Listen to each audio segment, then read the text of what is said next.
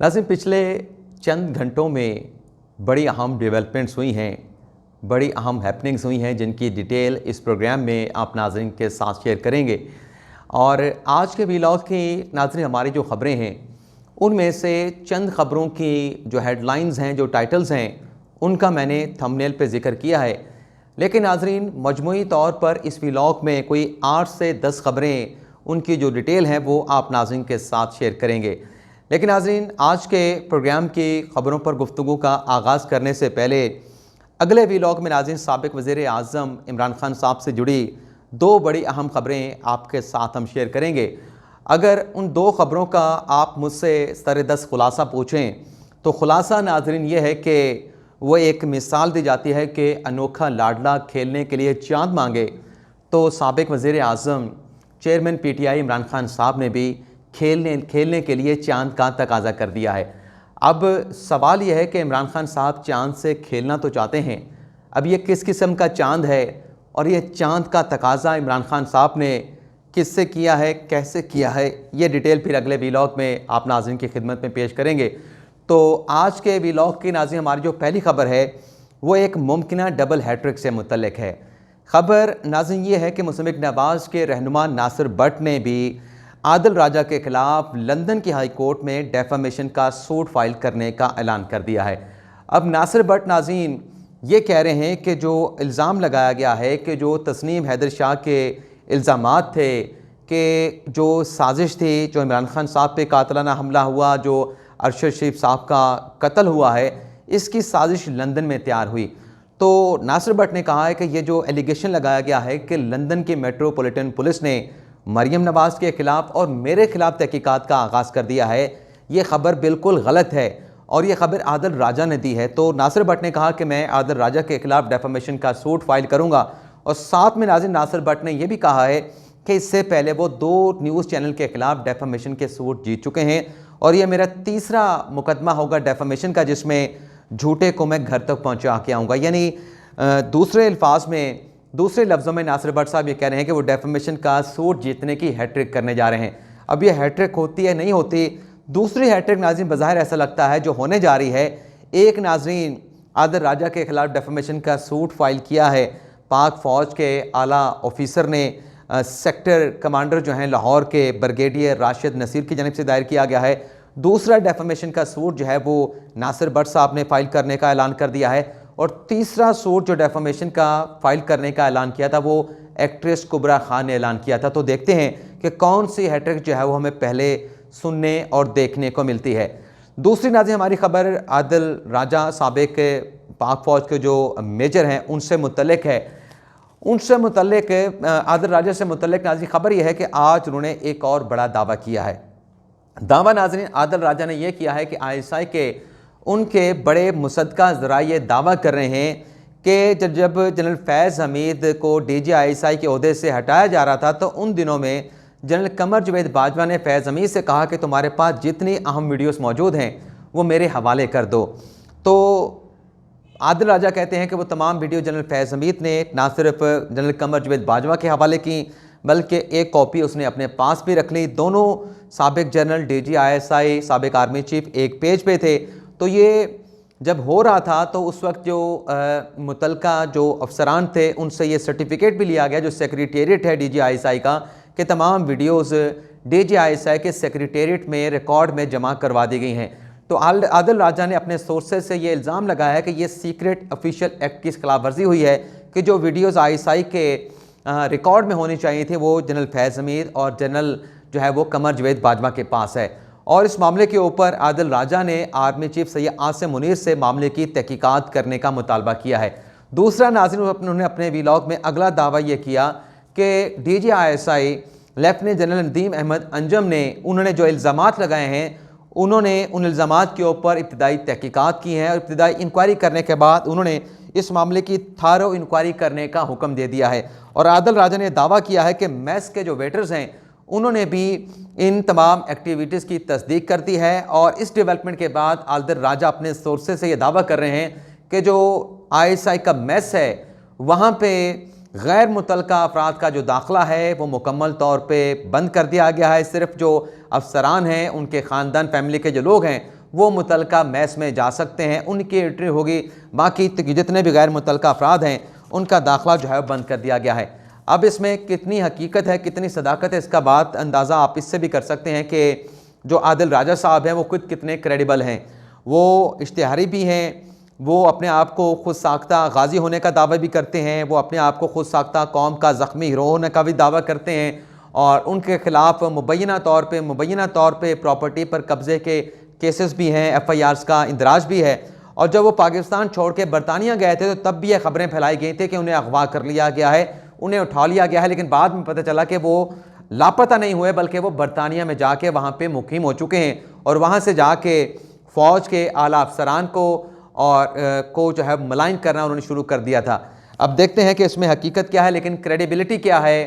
आदिल राजा की, वो आप नाज़रीन के मैंने सामने रखती है। अगली खबर नाज़रीन अरशद शरीफ के कत्ल से मुतल्लिक है, और ख़बर यह है कि कल सुप्रीम कोर्ट का 5 रुकनी लार्जर बेंच अरशद शरीफ के कत्ल से मुतल्लिक खुद नोटिस केस की समाअत करने जा रहा है। और आज स्पेशल JIT ने अपनी इस हवाले से अब तक की जो पेशरफ्त रिपोर्ट है वो सुप्रीम कोर्ट में जमा करवा दी है, जिसमें यह कहा गया है कि स्पेशल इन्वेस्टिगेशन जो टीम है वो 15 जनवरी को केनिया जा रही है, वहाँ पे जाके शवाहिद इकट्ठे करेगी, और जो अरशद शरीफ की पोस्टमार्टम रिपोर्ट है वो भी हासिल करके सुप्रीम कोर्ट में जमा करवाई जाएगी। अगली खबर नाज़रीन फवाद चौधरी साहब ने आज एक बड़ी दबंग किस्म की प्रेस कॉन्फ्रेंस की है, लेकिन उसमें उन्होंने इमरान खान साहब पे जो कातिलाना हमले का मलबा था वो सहाफ़ी वकार सत्ती पे गिराया, और साथ में नाज़रीन फवाद चौधरी साहब ने यह दावा किया कि इमरान खान साहब को 3 गोलियां लगीं और उनके जिस्म के ऊपर 8 ज़ख्म आए। अब इमरान खान साहब ये दावा कर रहे थे कि मुझे 4 गोलियां लगी हैं, फवाद चौधरी कह रहे हैं कि 3 गोलियां लगी हैं, 5 दीगर ज़ख्म हैं। इमरान इस्माइल कह रहे थे कि इमरान खान साहब को 6 गोलियां लगी हैं। असद उमर और बाबर अवान अदालतों में कह चुके हैं कि इमरान खान साहब को, असद उमर बयान दे चुके हैं, बाबर अवान अदालत में कह चुके हैं कि इमरान खान साहब को 2 गोलियां लगी हैं। फैसल चौधरी का स्टेटमेंट है, जो कि वकील इमरान खान साहब के हैं कई केसेस में, उनका कहना है कि इमरान खान साहब को 4 गोलियां लगी हैं, और शाह महमूद कुरैशी कहते थे कि इमरान खान साहब को 3 गोलियां लगी हैं। तो लगता यह है कि 2023 के साल का तो आगाज़ हो चुका है, लेकिन अभी यह तय होना बाकी है कि इमरान खान साहब को दरअसल कितनी गोलियां लगी थी। लेकिन जो फ्रांसिक की रिपोर्ट अब तक मीडिया पर रिपोर्ट हुई है उसमें तो यह कहा जा रहा है कि खान साहब को एक भी गोली नहीं लगी, खान साहब को 4 धात के टुकड़े लगे हैं, गोली नहीं लगी। अगली खबर नाज़रीन वो है नाज़रीन तहरीक तालिबान का जो ख़त इससे पिछले वीलॉग में आप नाज़रीन के साथ हमने डिस्कस किया था। उसके बाद नाज़रीन वज़ीर दाखिला राना सनाउल्लाह साहब ने एक प्रेस कॉन्फ्रेंस की है, जिसमें राना सनाउल्लाह साहब ने कहा है, उन्होंने खबर दी है कि कोशिश की जा रही है कि तहरीक तालिबान को मुज़ाकरात की टेबल पर लाया जाए, और अगर नाज़रीन ऐसा होता है तो ये पाकिस्तान की एक बड़ी कामयाबी हो सकती है, क्योंकि ये जो मामलात हैं इन्हें मुज़ाकरात की टेबल पर बैठ के ज़्यादा बेहतर अंदाज में सॉर्ट आउट किया जा सकता है, क्योंकि ये एक बेहतर रास्ता नज़र आता है। क्योंकि अगर ऑपरेशन की तरफ मामला जाते हैं तो ऑपरेशन के नताइज ज़रूर आते हैं, ये नहीं है कि ऑपरेशन के नताइज नहीं आते, लेकिन उससे बहुत बड़ी आबादी को, बहुत बड़ी पॉपुलेशन को सफ़र करना पड़ता है। बहुत सारे लोग जहाँ पे ऑपरेशन होते हैं वो डिस्प्लेस होते हैं, वो मुहाजिर होते हैं, अपने घर बार छोड़ के उन्हें दूसरी जगहों पर वक्ती तौर पे, आर्जी तौर पे बात करना पड़ता है, और जब तक उनका इलाका क्लियर नहीं होता उन्हें अपने आबाई इलाकों में वापस नहीं जाने दिया जाता, तो उन लोगों के लिए बड़े मसाइल होते हैं। अगली खबर नाज़रीन ये है कि बच्चों की गैर अखलाकी वीडियो बनाने वाले मुलज़म को, जिसका नाम कैसर बताया जाता है, उसे FIA लाहौर ने गिरफ्तार कर लिया है। ना सिर्फ गिरफ्तार किया गया है बल्कि मुलज़म कैसर के कब्ज़े से मोबाइल पे हासिल कर लिया गया है, बरामद कर लिया गया है, और उस मोबाइल से बच्चों की गैर अखलाकी वीडियो भी जो है वो भी रिकवर कर ली गई हैं। अगली खबर नाज़रीन है कि आज सुप्रीम कोर्ट ऑफ पाकिस्तान में जस्टिस मज़ाहिर अली नकवी और एडवोकेट जनरल इस्लामाबाद जहांगीर जदून के दरमियान बड़े ही तल्ख जुमला का तबादला हुआ। यह नाज़रीन मुकदमा एक कार एक्सीडेंट से मुतल्लिक था। आज जब इस केस की समाअत का आगाज़ हुआ तो जस्टिस मज़ाहिर अली नकवी ने एडवोकेट जनरल इस्लामाबाद जहांगीर जदून से यह पूछा कि आप ये बताएं कि इस केस में जो नीचे एडिशनल सेशन अदालत में एक कंसोलिडेटेड जजमेंट दिया है, मुख्तलिफ नौयत की दरख्वास्तें थीं, मुख्तलिफ नौयत के केसेस थे, लेकिन उन तमाम केसेस को क्लब करके एक कंसोलिडेटेड जजमेंट दी गई है। क्या ऐसा फैसला कानून में दिया जा सकता है? तो जज साहब के सवाल के ऊपर एडवोकेट जनरल इस्लामाबाद ने यह जवाब दिया कि जज साहब ने फैसला दिया है तो कानून में इसकी गुंजाइश मौजूद है। जिस पर जस्टिस मज़ाहिर अली नकवी ने एडवोकेट जनरल इस्लामाबाद से कहा कि फिर आपकी क्रेडिबिलिटी का, आपका कैलिबर क्या है, आपका मयार क्या है कि आपको ये पता नहीं क्या इस किस्म के फौजदारी के मुकदमात में कंसोलिडेटेड जजमेंट दी जा सकती है या नहीं दी जा सकती। इसके बाद नाज़रीन जब ये जज साहब ने कहा कि तो इस्लामाबाद के जो एडवोकेट जनरल थे वो भी बरहम हो गए और फिर जज साहब के उन रिमार्क्स के ऊपर उन्होंने बड़े सख्त किस्म के जुमले कहे, जिसमें जहांगीर जदून ने कहा कि आप मेरे इंसल्ट कर रहे हैं, मैं इस केस में किसी का वकील नहीं, किसी के वकील की हैसियत नहीं बल्कि एडवोकेट जनरल इस्लामाबाद की हैसियत से पेश हो रहा हूँ और आप मेरी इंसल्ट नहीं कर सकते, आपके पास ऐसा कोई अख्तियार नहीं। और एडवोकेट जनरल इस्लामाबाद ने कहा कि अगर आप ये कहते हैं कि ये बात गलत है कि कंसोलिडेटेड जजमेंट नहीं दी जा सकती, तो आप मेरे कैलिबर पर बात करने के बजाय जो जज है क्या उसके खिलाफ आप कोई एक्शन लेंगे, आप उसके खिलाफ एक्शन लें, आप मेरी इंसल्ट नहीं कर सकते, मेरे भी राइट्स हैं। इसके बाद जैसे इजाज़ुल एहसन ने कहा कि हम आपसे भी सीखते हैं, आप हमसे सीखते हैं, जिसे एक्सेप्ट किया गया एडवोकेट जनरल इस्लामाबाद की तरफ से कि हम अदालत की मामनत करने के लिए, अदालत के लॉ अफसरान हैं तो हम मामनत करने के लिए आए हैं। मैं एडवोकेट जनरल इस्लामाबाद हूँ, मेरा काम यहाँ पे असिस्ट करना है, किसी की वकालत करना नहीं। इसके बाद नाज़रीन ये जो मुकदमा था कार हादसे का, इसे सुप्रीम कोर्ट की जानिब से ट्रायल कोर्ट को रिमांड कर दिया गया। इसी तरीके से नाज़रीन आज सुप्रीम कोर्ट ऑफ पाकिस्तान में जस्टिस काजी फाइसा की अदालत में कस्टम के डीजी कस्टम इंटेलिजेंस पेश हुए और उन पे नाज़रीन जस्टिस काजी फाइसा साहब ने 50,000 रुपये का यानी कस्टम इंटेलिजेंस के ऊपर 50,000 का जुर्माना कर दिया। अब ये नाज़रीन मुकदमा था कि एक कार मई 2018 में कस्टम इंटेलिजेंस ने पकड़ी जिसके टैक्स भी पे किए हुए थे, जिसके जो कस्टम था वो भी पे किया हुआ था, तमाम ड्यूटियाँ अदाशुदा थी, लेकिन कस्टम के हुकाम ने उसे पकड़ लिया और फिर कलेक्टर ने अपने कस्टम के कलेक्टर ने और एपलेट फोरम ने और फिर हाई कोर्ट ने फैसला जो है गुलाम मुस्तफ़ा के हक में दे दिया कि इसकी गाड़ी